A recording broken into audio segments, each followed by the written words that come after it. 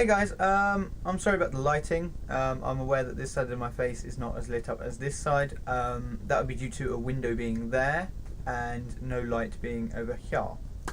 So today I would like to share a concept with you. I know that was a bit quick, but basically this is what people call a tablet. An iPad is a tablet. This is a Galaxy Tab.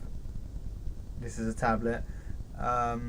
You know, Motorola Zoom, that kind of stuff. It's all tablet. The reason I've got this tablet was actually for work and for, you know, just because it would have been exciting to have a tablet for me personally. But no, this I can read my news off here, and I've just been messing up on other videos, and so I have my news panel here.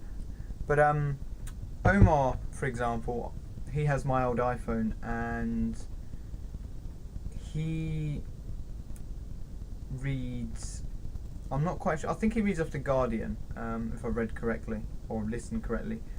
Now I can read my news off my smartphone, or I can read it off my tablet, which is much nicer. Okay, so I was rambling a tad there. So with a tablet, essentially what I'm going to do is read you 5 categories of news, but 2 stories in each category. So the categories are tech, news. When I say news, obviously everything is news, but news as in like everyday news, not a specific type of news. So for example, let me just have a look here. The LA Times is saying about the wedding, you know, William and Kate's wedding. Time magazine is saying something about Fast and Furious 5. So just all kinds of news, I imagine. Phone news, so anything phone related really. So yeah. Gaming news, and then political news, I might possibly do. Enjoy, thank you for paying attention, and here is the news.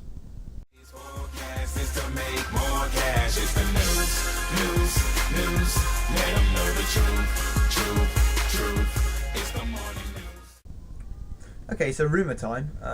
Spotify have been talking to the movie studios apparently, which will enable them to offer you movies before you can get them on any kind of media or digital download.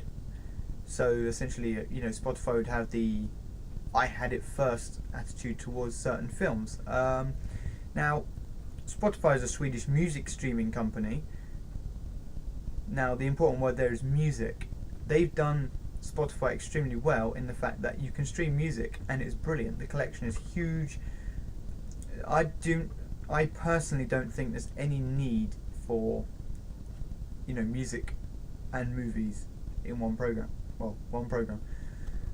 But I mean, let me know your opinions. I mean, it'd be pretty cool, but at the same time, will it increase the price of Spotify? And Spotify is good because I'm in the UK. It's £10 a month, which is the price of a CD, but with that I can have unlimited music even on my smartphone. So what's your opinions on that, guys? The whole PlayStation fiasco. There's been a big issue over the past week, I believe, with PlayStation Network not working. Now, I have to say it, I'm an Xbox fanboy now. I wasn't. I genuinely did like the PlayStation 3. The layout, the system. It was only that someone got me into Xbox, and I started preferring the controllers, and that's why I bought an Xbox. And now I've had 4. So, what are you gonna do? But no, going back to the Sony thing. The hackers apparently have had a list of everyone's data. Now that doesn't just include sort of their name and their password and that kind of thing. It also includes house addresses, like postcodes, phone numbers, and the most important one that people should be worried about, credit card details. Now Sony have actually said it's quite possible that they didn't actually get the credit card details because it's encrypted, but we will never know. Now, on the interesting side, again, same thing, Tech Radar have allegedly, not Tech Radar, this is where this article's come from, but no, the New York Times reports that Sony was offered the chance to buy back the information being, credit card details and everything that they stole, for around, I think it's $100,000. Company ignored the request, but people are starting to believe that's bogus, because I think Sony would have bought back that data because it's worth a bit more than £100,000. What's your opinion on that as well? I mean, that's been going on for quite a while. Do you play Sony? Has that annoyed you too much?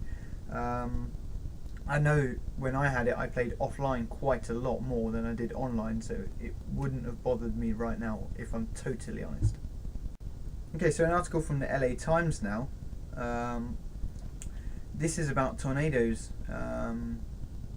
or shall I say the tornado in Alabama, which is very sad. It killed and injured hundreds of people, and that's bad enough. But what it also did is obviously flattened neighborhoods, and it also forced a closure of the nuclear power plant in Alabama, which was the hardest hit state. It's very sad. I don't really know what else to say about this. That's, there's just a couple of facts. It's very sad, as I say, and my condolences go out to their families, or should I say people's families that were affected. So yeah, stay strong. So in other news, but actually in the same news as what I said before, Hurricane Tuscaloosa was the name, I hope I'm pronouncing that right, but it was the name of the hurricane that tore through the 6 states.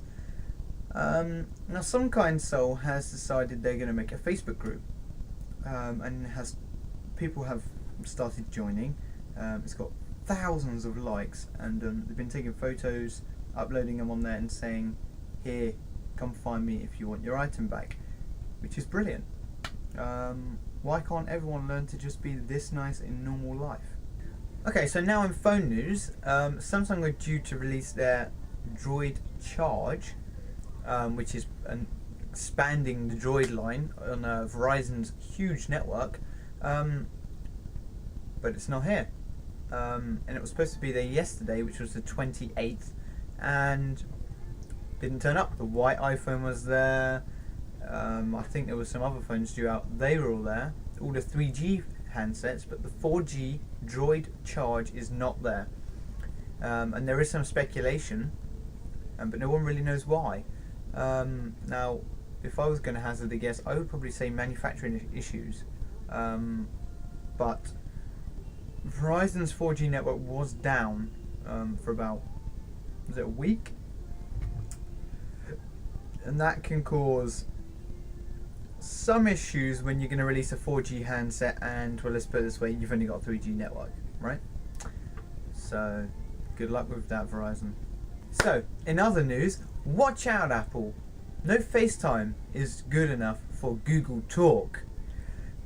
Wait, isn't Google Talk just like a instant messaging platform? It is. But Google are actually doing something very innovative here. What they're doing is Google Talk, but over video. See? And essentially what they're doing here is not copying. They're taking a FaceTime style idea, I imagine. So having a handset and a platform on the PC and Mac and places like that, that you can do a video conference with. Best bit is though, it does work over 3 and 4G networks, which is really cool. What could go wrong? It's only for Gingerbread though, which is a pain, but we'll see what happens, right? But I'd say good on Google. I mean, everyone's been waiting for this. Skype is okay, but very compressed over 3G and is not brilliant. So if I just show you, essentially, if it will pop up. Okay, here we go. So this is the, if I can just center that. Okay, that's the what it will look like. Now that reminds me of FaceTime. I don't know if you guys have ever used FaceTime, but that reminds me of FaceTime. But if you have an Nexus S, look out for this in your Google Chat or Google Talk program, I'm trying to say here, because if your contacts also have Nexus S's, you'll be doing a lot more of that. Okay, now into gaming, and I'm a massive fan of Need for Speed. No one can explain why, but Need for Speed gives you such a rush when you're playing it, and they've now bringing out a new one. A new one. Yes. It's called Need for Speed Run, or The Run. It's now official as well from EA because it was leaked yesterday. A trailer of some kind. Really exciting though, because it's basically street racing. I don't know how to explain it. All I can say is graphics are going to be awesome. Effects are going to be awesome as well. There's a storyline back in, which is very nice. I'll just give you a quick rundown. So it says here, and I'm quoting this: "The run brings story back to the Need for Speed franchise, telling a continent-crossing tale that will have the game's protagonist, you, running from the cops, as well as some shadier traffic enforcement organizations that will do much more than toss a tire spike in front of your ride." Okay, that's due out November 17th in Europe and November 25th in North America. So another game that really gets me going is Driver. That's been a franchise that's been going for a very long time. I remember playing that back in the days of the PlayStation 1, and funnily enough I actually have an emulator on my Galaxy Tab, which will emulate Driver. The new one is coming out though, Driver San Francisco. Now it has been mentioned for a while. Now there's a trailer out and a date.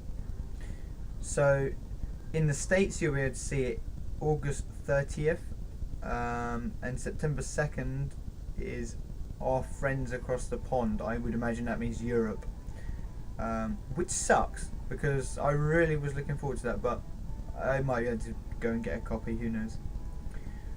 Anyway, so this is the end. I was going to do politics, but then I couldn't bring myself to do it because politics is, quite frankly, absolutely boring.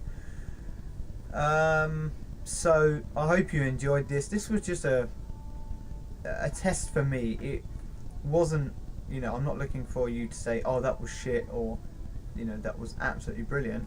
But comments are welcome. That's not what I'm saying. But what I'm encouraging you to comment. What I'm not encouraging you to do is go, don't ever do this again, because I don't know if I will do it again. So thank you for watching. Thumbs up if you like, thumbs down if you don't like and don't ever want to see it again. And thank you to my Galaxy Tab for saving my life, I imagine. Sam says to pay your tax, even just to learn, gotta pay for classes. Part-time hustle really ain't gon' last, so today's forecast is to make more cash. It's the news. Okay, so I've got no idea why I just unplugged that at the end of the video. No idea why.